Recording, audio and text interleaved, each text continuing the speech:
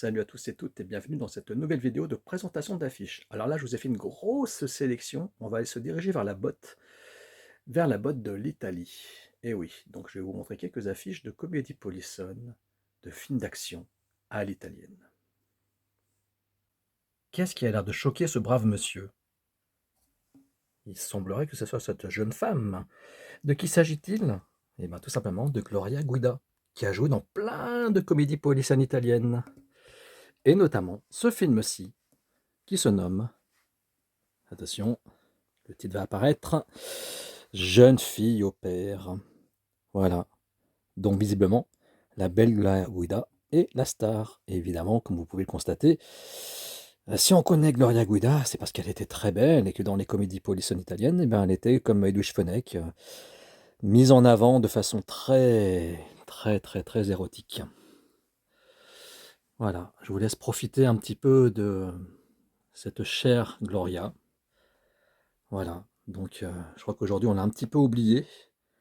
Je sais pas si elle fait des apparitions au cinéma comme Edwige dans les films d'Eli Roth, il me semble pas qu'on ait revu Gloria Guida. Mais voilà, dans les années 70-80, c'était une star, incontestablement une grosse star. L'infirmière de nuit, plein de comédies comme ça, Blue Jeans, plein de films cultes, des comédies italiennes qui ont cartonné, à la fin des années 70 et au début des années 80. J'adore cette affiche, évidemment, un petit peu faussement innocente, toute mignonne, des films qu'on verrait plus du tout aujourd'hui, comme vous allez voir dans cette sélection d'affiches spéciales Italie. Ils ont l'air d'être bien choqués, ces bonhommes-là. Mais par quoi, je me demande. Peut-être que c'est parce que le film est interdit aux moins de 18 ans. Alors qu'est-ce qui les surprend comme ça? Que sont-ils en train de mater? Oh, je crois savoir.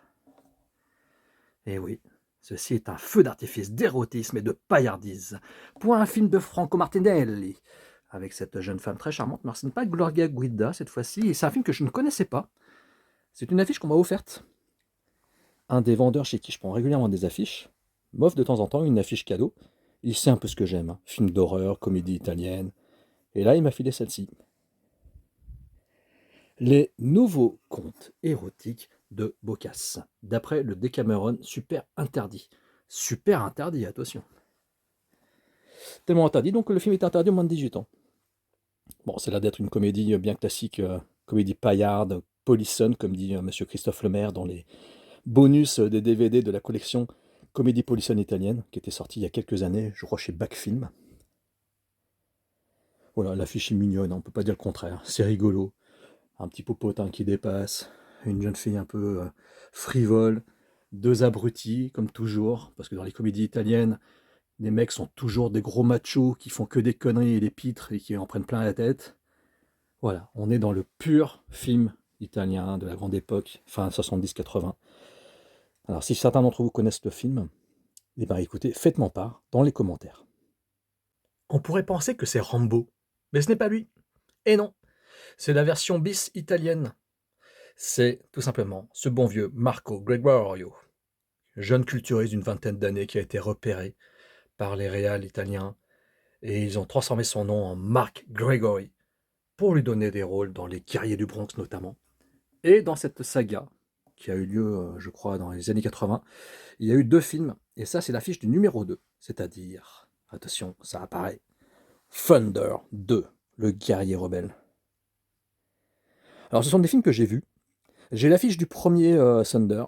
Malheureusement, alors, chez nous, il était sorti sous le nom de Tonnerre. Je crois qu'il est sorti au cinéma. Thunder 2, je pense qu'il est sorti également. Honnêtement, c'est des films fun à voir, hein. C'est pas du tout honteux. Je trouve ça même pas du tout chiant. J'ai pas été gêné par le côté bis, un peu ringue, même si il faut reconnaître que Marc Grégory n'était pas un grand acteur. Mais je le trouve plus à son aise dans ce rôle-là que dans Les Guerriers du Bronx. Les Guerriers du Bronx, il est plus gênant. Mais là, il me gêne moins.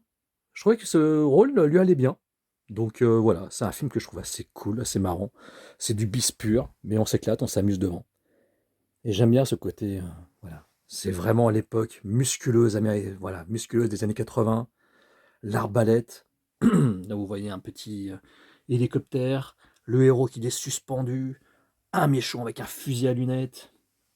Mais évidemment, surtout, ce qu'on repère, c'est les muscles, les peintures tribales. Et puis voilà, le titre il claque, l'affiche elle claque. On allait au cinéma et on allait mater Thunder 2, le rebelle. Donc voici l'affiche. Alors vous la reconnaissez peut-être pas, mais c'est Carole Bouquet. Bah ouais, Carole Bouquet dans une comédie italienne. Voilà, la belle Carole Bouquet. Et avec elle, ce monsieur-là, à la tête pas possible, et ben c'est un peu le Johnny Hallyday italien. Le fameux Adriano Celentano. Et Adriano, et ben moi je le connaissais que pour 5 jours à Milan, le film de Dario Argento, le film hors giallo horreur de Dario Argento. Voilà, et l'autre comparse du film, c'est lui. Je connais pas son nom. Et apparemment, je crains qu'il s'appelle Tonga. Et ce film, donc, réalisé par un des maîtres de la comédie policière italienne, c'est Bingo Bongo. Je n'ai pas vu ce film. Je crois que c'est un des nombreux films dans lesquels a joué cet acteur, cette rockstar italienne, Adriano Celentano. Voilà, je ne connais pas ce film, j'en ai vu d'autres, avec Ornella Muti notamment, qu'il a tourné, ce monsieur, mais je n'ai pas vu celui-là. Alors, si certains d'entre vous connaissez le film, faites-moi part encore une fois. Bingo Bongo, donc une affiche, on va dire. Alors, celle-ci m'a été offerte, encore une fois. Petit clin d'œil à Monsieur Amadeus, qui est présent à notre salon du cinéma et de la vidéo de Houdan. C'est lui qui m'en a fait cadeau. Et donc, je l'en remercie, évidemment. C'est parfait parce que ça rentre dans ma collection d'affiches de films italiennes. Mais voilà, là pour le coup, c'est un film que je ne connais pas. Bingo Bongo. Alors attention, là on touche au sublime. Et oui, on touche vraiment au sublime de l'heroic fantasy, de la Conan exploitation, avec de belles jeunes femmes. Et surtout un culturiste, très culte. C'est Lou Ferrigno, l'incroyable Hulk. Et qu'est-ce qu'il nous dit? Il nous dit que le mythe est toujours vivant. Mais de quel mythe s'agit-il? Voyons, voyons. Mais oui, c'est l'affiche du film. Le fameux nanar culte. Hercule, avec l'incroyable Lou Ferrigno. Bah évidemment, l'incroyable Hulk, l'incroyable Lou Ferrigno. Voilà. Je vais vous mettre ça en avant. Sibyl Danning quand même, avec une musique de Pino Donaggio, des effets spéciaux de Armando Valcauda, production Golan Globus, donc la Canon. Ça ne rigole pas. Et réalisé par Lewis Coates, qui en réalité est Luigi Cozzi si je ne m'abuse. L'affiche est incroyable. Alors on dirait une sorte de space opéra. Alors j'ai aucun souvenir du film. Je crois pas que je l'ai vu en fait. Et il me semble qu'il existe un deuxième Hercule avec lui. Toujours réalisé par Luigi Cozzi. C'est à vérifier. Mais franchement, cette affiche, elle a une gueule. Dites-moi ce que vous en pensez, mais elle est sublime. On est bien d'accord. Entre les héroïnes, le héros musculeux, il y a un côté un petit peu d'Arl Invincible. Voilà, ça a une affiche qui a de la gueule. L'affiche de Hercule. Un prix de la peur. Avoria 86. Et un film de Lucio Fulci. Alors là, on commence à s'inquiéter. Et on a raison d'avoir peur, parce qu'en 86, Lucio Fulci, il était un petit peu dans la pente descendante. Mais oui, désolé, mais bon, l'époque de l'au-delà, tout ça. Quel est ce film, avec un regard terrifiant? Serait-ce l'affiche d'Enigma? Non, ce n'est pas l'affiche d'Enigma. Si on descend, qu'est-ce qu'on voit? On voit des jeunes femmes en train de faire de l'aérobic. Eh oui, vous avez deviné de quoi il s'agit. C'est l'affiche de ce giallo, de ce slasher, de Fulci, dénommé Murder Rock, que beaucoup considèrent comme un nanar absolu à cause des scènes de danse, on va dire un peu datées. Alors, il est sorti il n'y a pas longtemps dans une belle édition Blu-ray. Et ça, c'est l'affiche donc française de Murder Rock. Affiche que j'aime bien. Voilà, très années 80, très stylé. J'aime bien le titre. Bon, l'affiche, elle a un peu de vécu, hein, ne m'en voulez pas. Voilà, on voit un petit peu d'usure, comme très souvent. Hein. C'est une affiche qui est de son époque, qui est de son temps. J'ai mis des tirants forts derrière, mais voilà, l'usure du temps fait que on peut pas toujours tout réparer, c'est comme ça. Mais c'est une affiche que j'aime bien. Voilà, l'affiche de Murder Rock. Prix de la peur à Avoria 86. Alors je sais pas qui c'est que ça a effrayé, parce que franchement, moi, quand je l'ai vu récemment, j'ai pas du tout eu peur. Mais vous, j'en sais rien, mais moi... Donc la belle Edwige Fenech, grande star de la comédie italienne Polissonne. La voici, dans un de ses rôles les plus célèbres.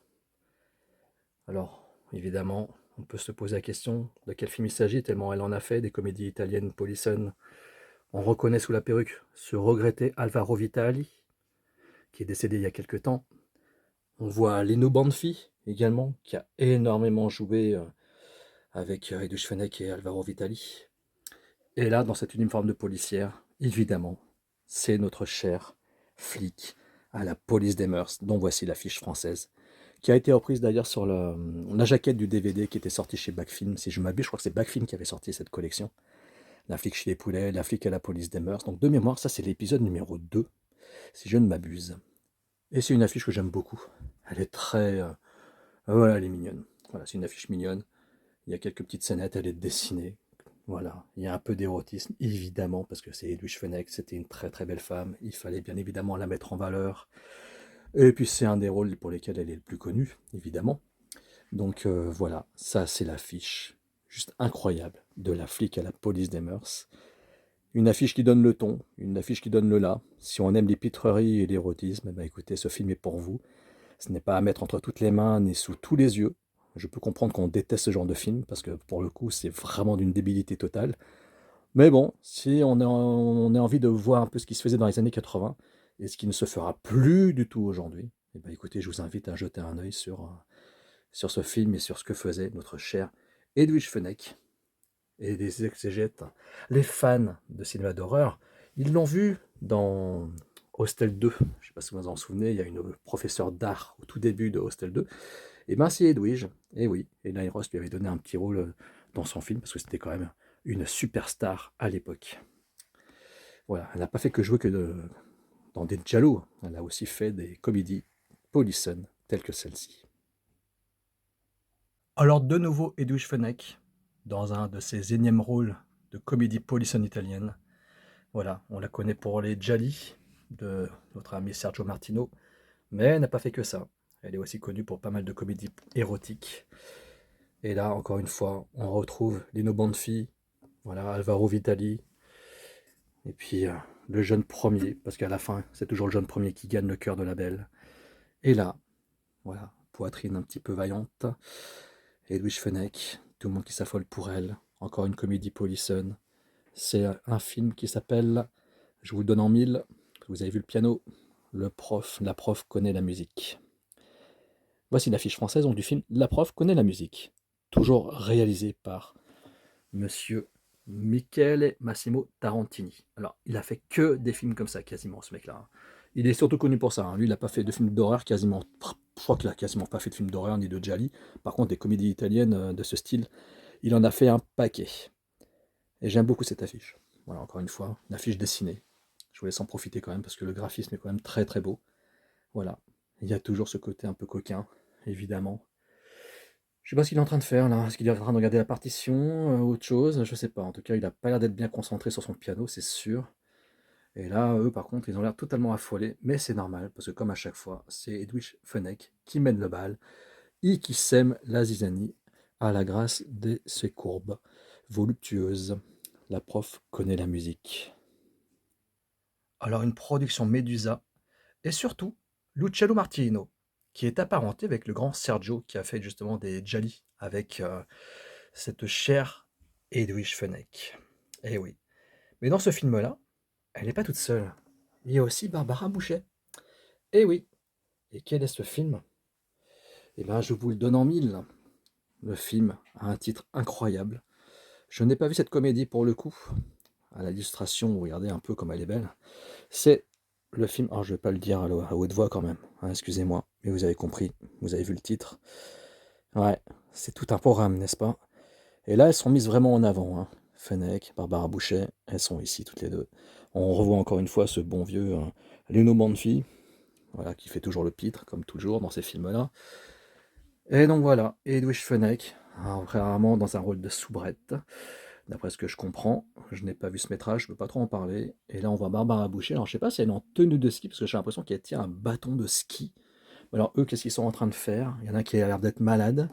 L'autre, il a l'air de péter les plombs avec le service. Alors, est-ce que ça se passe dans un hôtel, une station de ski? Je n'en sais rien. Si vous avez vu ce film, je suis curieux de connaître votre avis sur le métrage, parce que je ne connais pas ce film. Je connais que le titre, je connais que le nom, je connais que de réputation.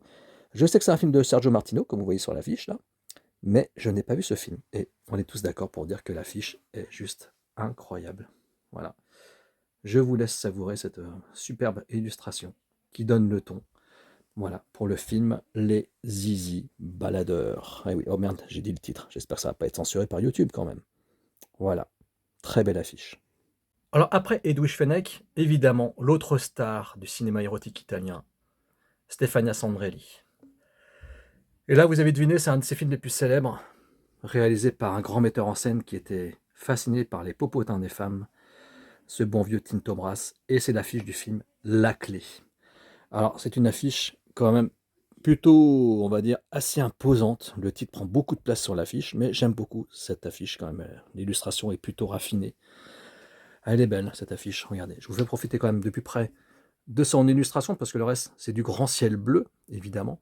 Et là, on voit beaucoup, voilà, on voit quand même une illustration assez belle, avec ce personnage qui a l'air d'être omnubilé par la beauté absolue et totale de la sublime Stefania Sandrelli, grande star du cinéma érotique italien.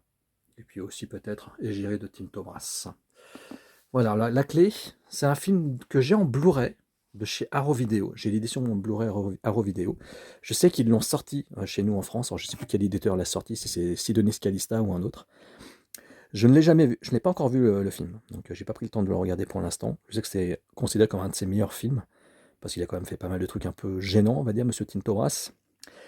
Je citerai pas le Caligula, dont je n'ai pas l'affiche par contre, mais bon, il est connu pour ce film-là, et puis plein d'autres évidemment. Mais cette affiche est vraiment, vous êtes tous d'accord, superbe. Dites-moi ce que vous en pensez dans les commentaires. Ouais, vous l'avez reconnu, c'est Fred Williamson. Je sais, je sais. Je sais pas ce qu'il a comme tenue, c'est très bizarre. Ce truc bizarroïde aussi qu'il a ici, je sais pas ce que c'est. Ouah, très chelou quand même tout ça. Un véhicule un peu façon Mad Max, des cascades, des flammes, une jolie femme, une sorte d'arme bizarroïde à base de flèches arbalètes un peu dans tous les sens. On ne sait pas trop ce que c'est, et surtout à côté de lui. Et oui, ce bon vieux monsieur George Eastman. Alors évidemment, hein, ce n'est pas son vrai nom. Tout le monde sait qu'il s'appelle Luigi Montefiore et que c'est le cannibale de Anthropophagus. Mais voilà, voilà. Là, on le voit avec un gros flingue, du cuir, des épaulettes cloutées. Vous avez deviné de quel film il s'agit, mes chers amis? Ouais, je sais, vous avez deviné. Je crois même qu'il est sorti en Blu-ray il n'y a pas longtemps chez Pulse Video. Et hop, voilà. Ça, ce sont des marchands de mort, des exterminateurs du 21e siècle. Ah, c'est bizarre, on est au 21e siècle pourtant. Et c'est l'affiche incroyable, hallucinante du film Les Nouveaux Barbares de Enzo J. Castellari. Voilà, un film fauché, évidemment, post-apocalyptique, évidemment, mais tellement cool, tellement génial. On aime ce genre de film, on se régale. Moi j'aime beaucoup, j'adore les post-apos. J'ai des post-apos, j'ai pas des post-suppos, bien sûr. Ce ne sont pas des suppos de Satan non plus. Mais voilà, en tous les cas, j'adore ce genre d'affiche. Le titre, il claque. J'imagine les gars, quand ils allaient au cinéma, qu'ils étaient devant le fronton du Cinoche et qu'ils se disaient: tiens, ouais, ça a l'air trop cool, j'adore Mad Max. On va aller voir ça, ça a l'air trop bien. Bah ouais, tu m'étonnes, l'affiche, elle vend du rêve, elle est incroyable. Non mais regardez un peu le détail de l'affiche, quoi. Ouais, franchement, il n'y a rien à dire. Quand on voit tout ça, là, on se dit, ouais, quand même, ça a de la gueule, quoi. Ça a de la gueule, c'est une vraie illustration, sublime. Moi, je suis fan. Et le titre du film, il claque. Les Nouveaux Barbares. Alors, est-ce que c'est un clin d'œil au film Les Nouveaux Monstres de Dino Risi? Je ne sais pas. Peut-être. Mais en tous les cas, c'est certainement un piratage de Mad Max. Superbe affiche des Nouveaux Barbares. Alors, il y avait Edwige Fenech, mais il y avait aussi Lily Carati. Une belle brune, elle aussi. Eh oui, une belle brune également. Et dans ce film, cette comédie policière italienne, il y a également toute l'équipe des Joyeux Drilles de la Toubib du Régiment. Alors évidemment, la Toubib du Régiment a fait un carton. Donc on continue. Les Italiens exploitent le filon jusqu'au bout. Et ce film-là, distribué par les films Jacques Létienne, avec cette sublime illustration, c'est La prof du bahut, qui était sorti donc en DVD chez nous. Voilà, c'est une édition, ça fait partie des films qui étaient sortis avec L'infirmière de nuit, L'infirmière du régiment aussi, je crois. La flic qui a chez les poulets, la flic à la police des mœurs. Et donc, il y avait la prof du bahut. Voilà, avec la belle Lily Carati. Et on retrouve encore une fois, évidemment, ce bon vieux regretté Alvaro Vitali.